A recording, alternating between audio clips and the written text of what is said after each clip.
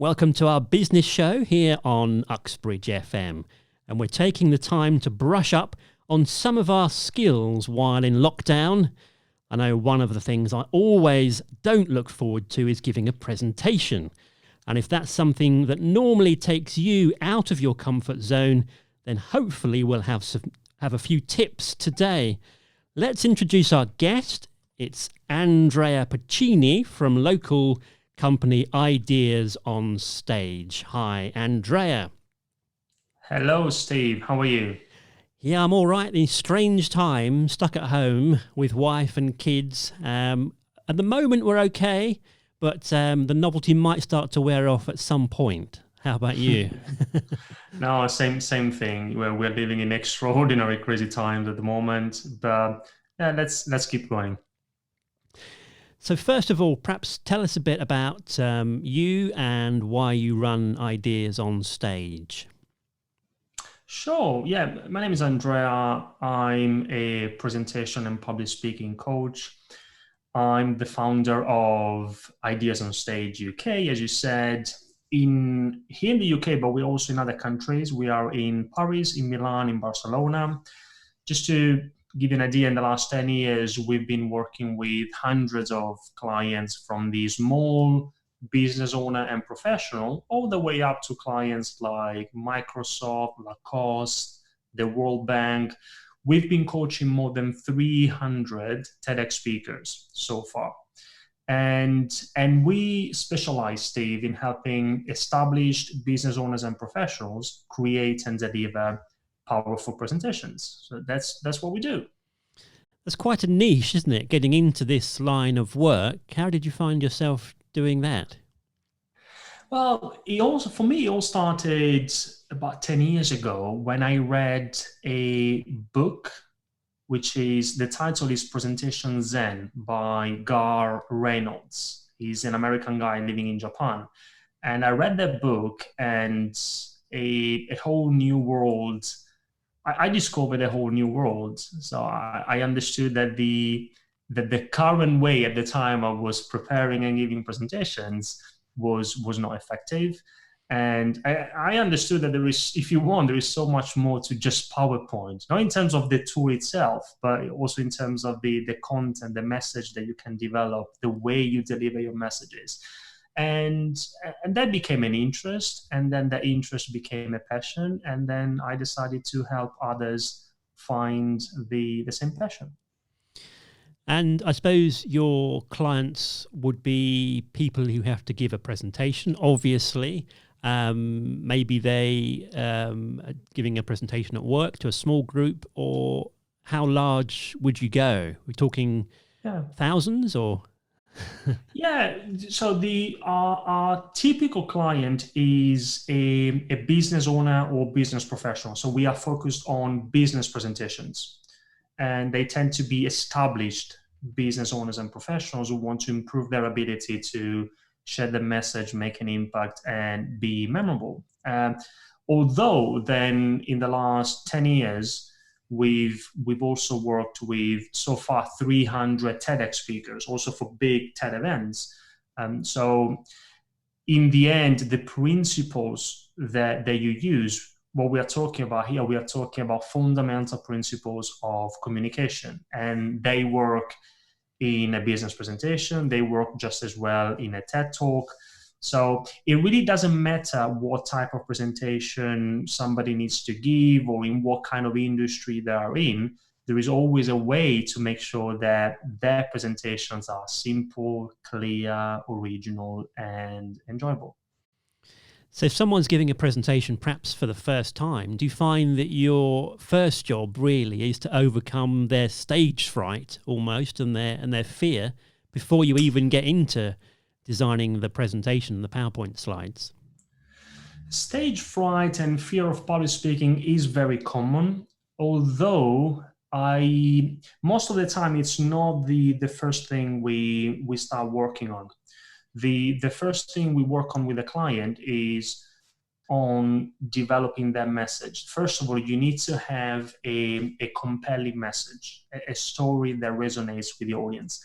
If you don't have that, Steve, then nothing else is going to help you. There are no PowerPoint design techniques, or even delivery techniques, even things to help you fight your stress on stage, which are going to help.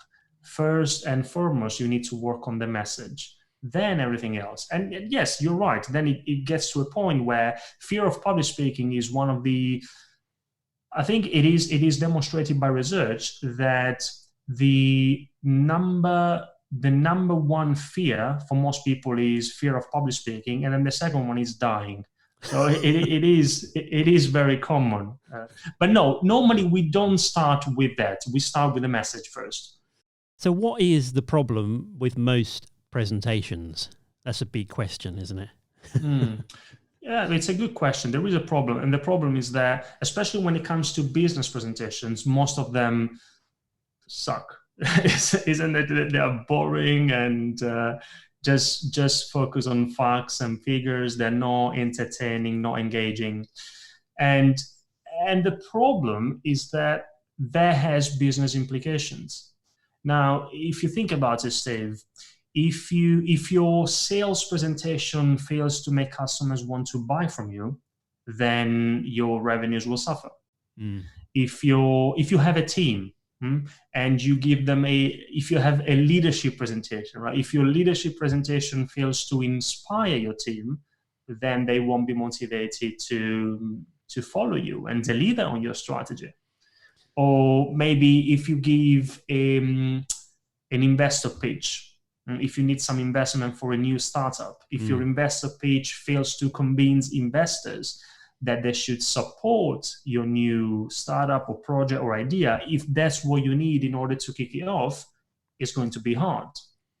So you see, it doesn't really matter what type of presentations you normally give, but there is always an impact.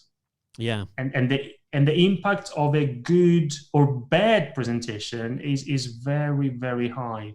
Also, because if you look at the numbers, Steve, the number of presentations we give every day has never been greater, but the quality, isn't that true? For me, it's the quality of most business presentations has never been lower. So that's why we don't just have a problem. It's not just about a PowerPoint presentation. We have a huge problem, I think. Yeah. So that fear that, oh my goodness, we're all being called into the company meeting room for another meeting with the boss, is going to show us some PowerPoint slides filled with text. Maybe sometimes the meeting isn't even necessary. Maybe it's just giving some handouts around to people would be a better use of time to bring everybody into the meeting room and everybody's got their phones and they're not really fully engaged.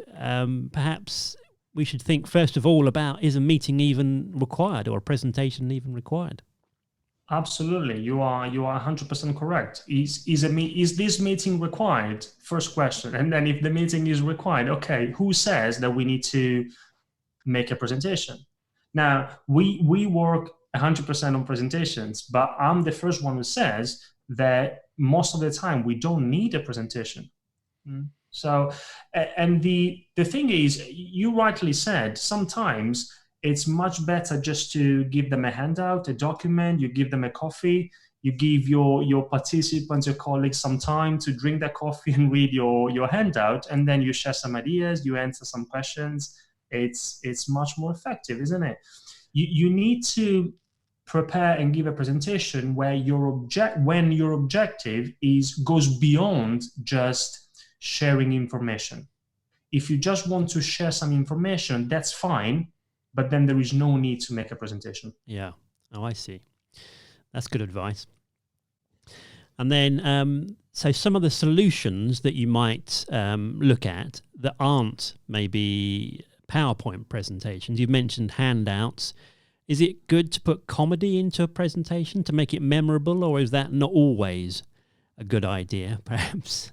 Yeah, I've just today, I don't know when this is going to be launched and published, Steve, but just now I interviewed somebody else, and I interviewed Jeremy Nicholas here in the UK. I don't know if you know him, and he's an expert in adding humor to presentations. Yeah. So definitely it can be, humor is very powerful. When people laugh, they remember. Although mean, we're talking about a little bit of advanced techniques here. So, for example, adding humor doesn't mean that you should tell jokes. I would always avoid, starting with a joke or this kind of advice. The key thing really is for most business professionals is to start with the audience. Don't start with PowerPoint. Don't just switch off your computer. If you want to be creative, start with your audience, really understand what they need, set yourself the right objective, which has to go beyond just sharing of information, and then brainstorm analog, like pen and paper, or use a flip chart or a whiteboard. Forget the technology at this stage. Brainstorm to find your key messages. For example, if there are just three things that you want your audience to take away from your presentation, what are they? And that's what you should communicate. Then, if you think that having some slides, maybe some visuals, can help you to reinforce your message, then okay, then we need to talk about presentation design, but we don't need to use slides all the time. If you do use slides, then you need to make sure that those visuals reinforce and amplify your message. Because if they don't, if you have the typical death by PowerPoint behind you on the screen, or maybe even in an online presentation, it's the same thing, they are going to work against your message. Yeah. And that's why presentation design is also important. And then once you have that, then you also need to rehearse, you need to practice, you need to prepare so that you are ready to either get up in front of your audience and share your ideas if it's a classic presentation, or you are ready to deliver your online presentation. Yeah, because people learn in different ways, don't they? And if you've got a message to get across, some people might learn in a visual way or an oral way, or some people, I think I'm more of someone who does things. I like to take things apart or, make stuff, and I learn that way. I can watch a film and then walk out the cinema and think, did I really watch that film? I'm not even sure. I can't remember half of it. So for me, sitting in front of a PowerPoint presentation, it just goes straight over my head most of the time, unless something funny or something weird happens in that meeting and it's memorable. So I suppose you have to look at everybody's way that they remember and they learn stuff. Absolutely. And a couple of things there. First of all, it is true that people learn in different ways. However, we have 5 senses as humans. What do we call them? Sight and touch, smell, and a couple of other things. We can do a couple of other things. But sight is the dominant one. Vision trumps all other senses. So that's why from a design perspective, you need to keep your slides simple and visual, maybe just a big image and a few words. That's it. Yeah. And also, yes, once you have a clear presentation, which is maybe focused on facts and figures, that's fine for business presentations. But then you also need to find a way to make your presentations original and enjoyable. Because if they are not original and enjoyable, then they're not going to remember what you say. Yeah. I read some years ago a fascinating book which is called Brain Rules by Dr. John Medina. And it's a book about how our brain works. And John Medina says that the brain doesn't pay attention to boring things. There is science behind this statement, but he explains it in a very simple way. And he says that the brain doesn't pay attention to boring things. And that's why you say when you are listening to a PowerPoint presentation, normally you don't pay attention. The way you make your audience pay attention is by making your presentation original and enjoyable. And there are ways to do that. Yeah. So rather than sitting in a meeting room, maybe we should try putting somebody on a Disney train and have sights and smells and bumpy cars, and that would be quite memorable, I suppose, wouldn't it? but there are ways, without going to Disney, there are ways to create a multisensory experience. You see, when you give a standard PowerPoint presentation, what you're doing is you're touching maybe just one of our 5 senses, and maybe not even in the right way, because when you have lots of text on the screen, people can't read and listen at the same time. No. So They either read the text or listen to you. But for example, if you show a video, then you also touch sight. If you tell, you can tell stories, you can use analogies, you can tell even business anecdotes. There is so much that you can do to make your presentations, to turn your presentations into multisensory experiences. I suppose that's not always so easy if the material you're presenting is really boring. Like the end of month accounts from your company might just be a spreadsheet and some graphs. There might not be very easy to put a story around that. But yeah, if you're doing a TED talk, of course, you want to have stories and lots of nice graphics and things. Yeah, and I have to say on this point, yeah, absolutely. If we're talking about the end of the month financial report, of course, I'm not saying that every presentation should be super original and enjoyable, but then in those cases, maybe we don't need to give a presentation. Yeah. We can just have a discussion among colleagues. Okay, this is the end of the month financial report. As we said before, let's distribute a handout and then we can share some ideas. We've got these, especially in the business world, we've got these immediate association. Okay, we need to share some ideas, PowerPoint. We need to communicate something, PowerPoint. Yeah. But no, there are better ways. Let's use PowerPoint. And I'm using PowerPoint here because that's what people know. But the tool really doesn't make any difference. It doesn't matter. But let's use presentations as a tool to really make a change, to transform your audience, to move them from point A to point B, to make them feel something different, to make them do something new or different. So it's so much more than just sharing information. Yeah.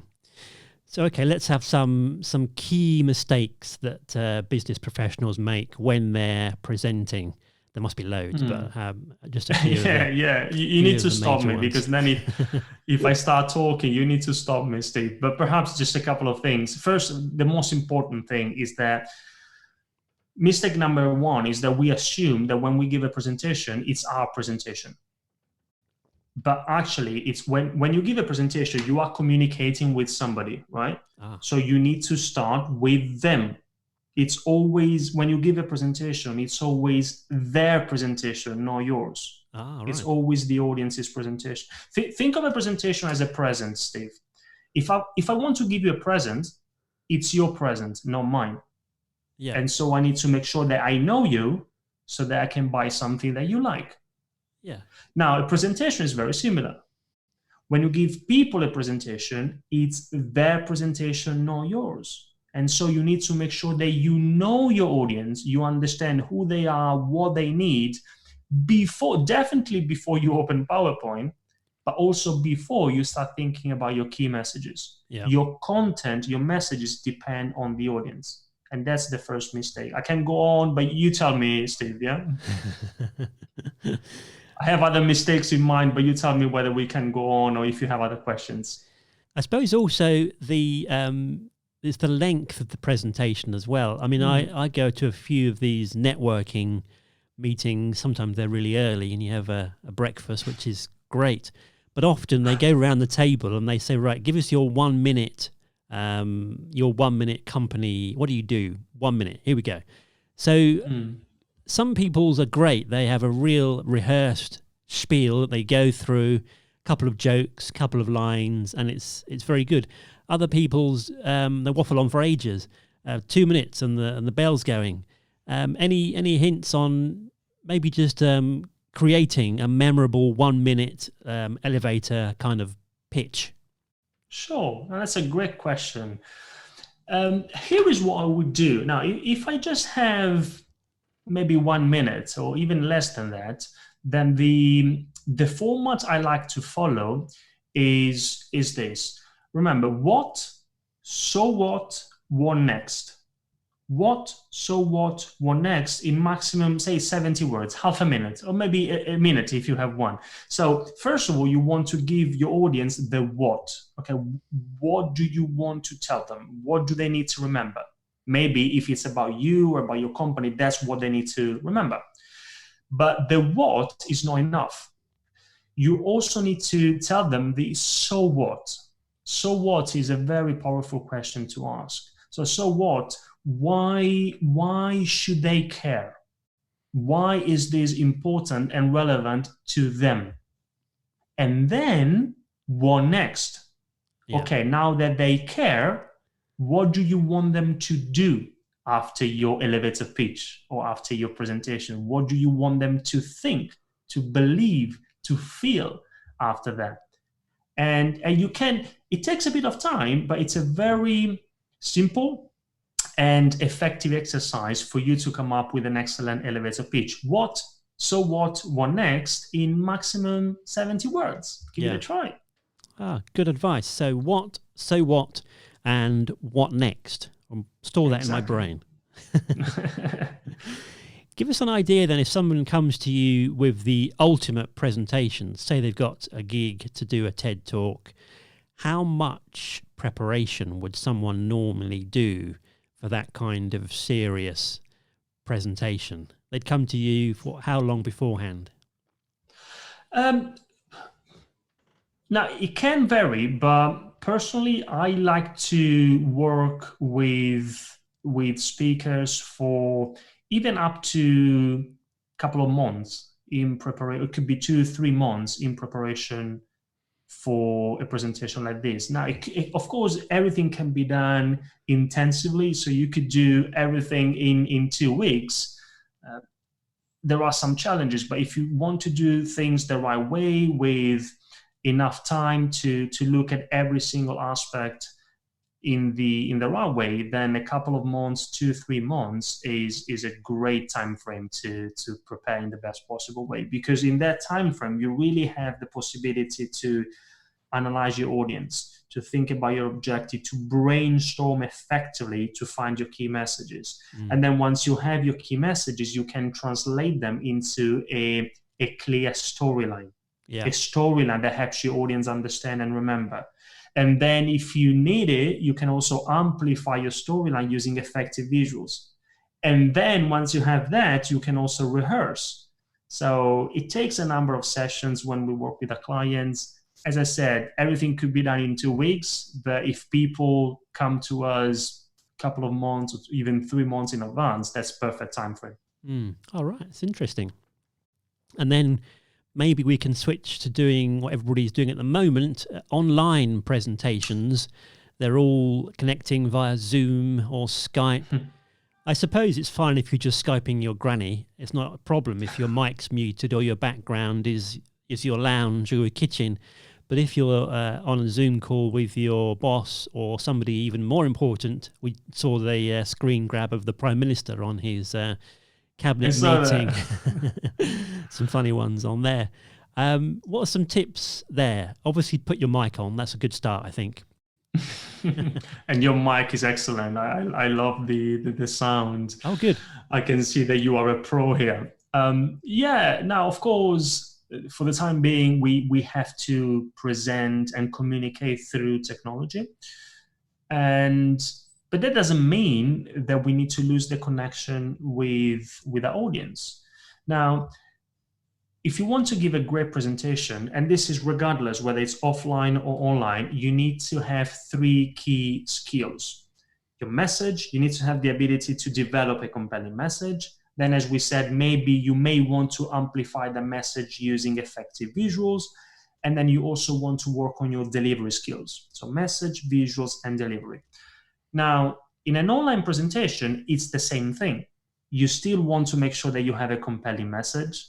You see, we tend to focus immediately on other aspects, but first we still need to have a compelling message. Then we may need to use some slides that support a message, and we still want to make sure that we deliver our online presentation in a way that's comfortable and convincing. Now, of course, the way you make sure that you are prepared from a delivery perspective, is different whether you need to give an online presentation or a classic presentation. For example, I'll give you a couple of ideas, Steve. Yeah. Eye contact. Now, the way you make good eye contact in a face-to-face presentation is different from the way you make good eye contact in an online presentation. Yeah, but the principle, making good eye contact, is the same. Yeah. But in virtual communication, the way I make good eye contact is just by looking at the lens here, looking at the camera. That's it. That's where my audience is. Yes. Now, for example, this is not super comfortable. It takes a little bit of practice, but my comfortable position would be this now. Now, if I do this, I'm looking at you, or maybe I'm looking at myself in the selfie window. That's comfortable. But if I do this, then for the audience and for you, that's a bit uncomfortable. Yeah. What I need to do is I need to make eye contact with the camera, because that's where the audience is. Yeah, it's a good tip. For example, another tip is body. Now, the way we use our hands can help in the audience's understanding of what we say. Now, again, the way you use your hands in a classic presentation is a bit different from the way you use your hand. You should use your hands in an online presentation.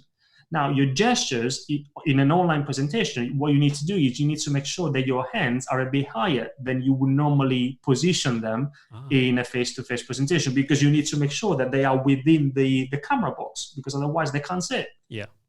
So you see, there are a few technical aspects which are a bit different, but the principles are the same. Good eye contact, gestures, body, posture, the principles are the same. Great. And of course, make sure no one wanders in the background while you're on your Skype call.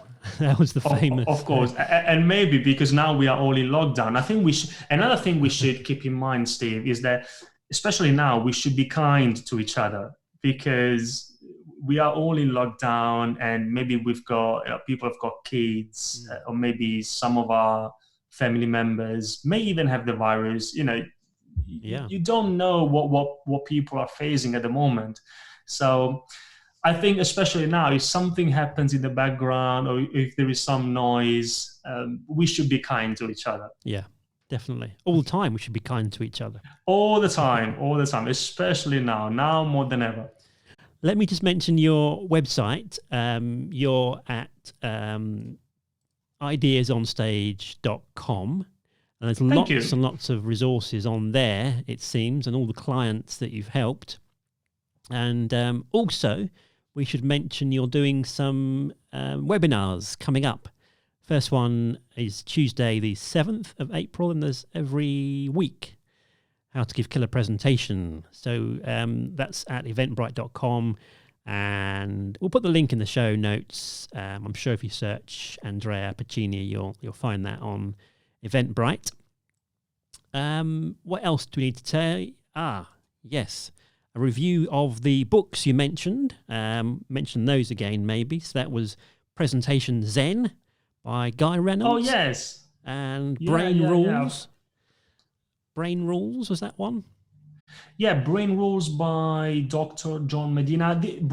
Presentation Zen is a book about presentations, while Brain Rules is not about presentation, it's not about communication, it's a book about how a brain works. But for me, it's fascinating to learn and understand how a brain works, because then you can apply many of those principles to the way you communicate. If you understand how the brain works, then it's much easier to get your message across. So that's why I like that book a lot. Yeah.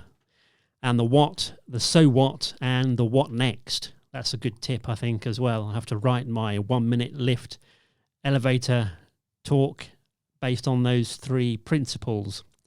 Yeah, give it a try. Let me know how it goes. Yeah, and the thought that your presentation is a present to the audience. That's an interesting analogy as well. I like that one. Can wrap it in a nice bow and some nice gift wrap. And it smells nice as well, my presentation. Maybe it makes a noise for the full senses. Absolutely, exactly. Multisensory experiences. Right. I mean, the final question I should ask, not how much do you charge, but how do you charge? Do you charge by the hour, or do people come and see you and say, I've got a presentation to do? It's a fee for the whole preparation. How does that work? Yeah. Yeah. I don't work by the hour. I don't charge by the hour. We have a program, which of course is always customized to the needs of any client. But that's an entire program. It's a project, and it's a presentation creation and coaching program. Creation, because whether you have an actual presentation coming up or not, it doesn't matter, but we develop a presentation together anyway. So if you don't have an actual presentation coming up, but you simply want to improve your presentation skills, then perhaps we develop a test presentation, but we make it practical. It's not theory. Yeah. And then on top of that, you have the coaching element, because as you go through the program, it's a number of sessions, then you will learn a method, a new approach, or the principles, tools, techniques that then you can apply to all of your future presentations. So that's what we offer, and there is a price for that. So we don't charge by the hour. No, it would be very hard to do that, I think, wouldn't it? Because different people would need different amounts of hours. So it wouldn't work. Yeah, and this is fine, but the issue I see is that sometimes people, another mistake they make is that they think that all they need is to improve their delivery skills.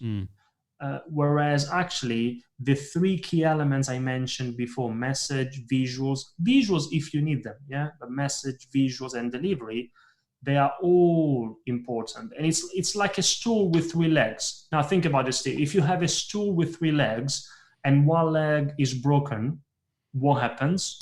Well, you'll fall over. It falls over, right? Exactly. The same is true with presentations. If one element is missing, you will find it hard to reach your objective. And that's why we like to work on the entire package, the entire thing. Yeah, it's good advice. Well, Andrea, it's been brilliant chatting to you today. Really interesting tips there. And I think while we're all in lockdown, we should definitely be trying to improve our skills, whether it's learning a language, improving our presentation skills. I'm going to try and learn to program a computer. Wow. That's my thing. Not sure what language yet, but that's my challenge. Do you have any plans? Good luck with that. That's if I don't have to paint the fence in the meantime, or cut the grass, or do any DIY in my house. No, I've also started. I used to be a reader, like a big reader. I used to read many books. Now I have to be honest. In the last few months, I've been so busy with many other things, mainly business, and it's been a bit more difficult. But at least the good thing about this period now is that I can go back to reading more, which is what I've started to do in the last couple of weeks. Yeah. Oh, wow. Good stuff. Thank you very much for joining us today on Uxbridge FM, Andrea. Thank you very much, Steve. It's been great. Cheers. Bye for now. Bye-bye.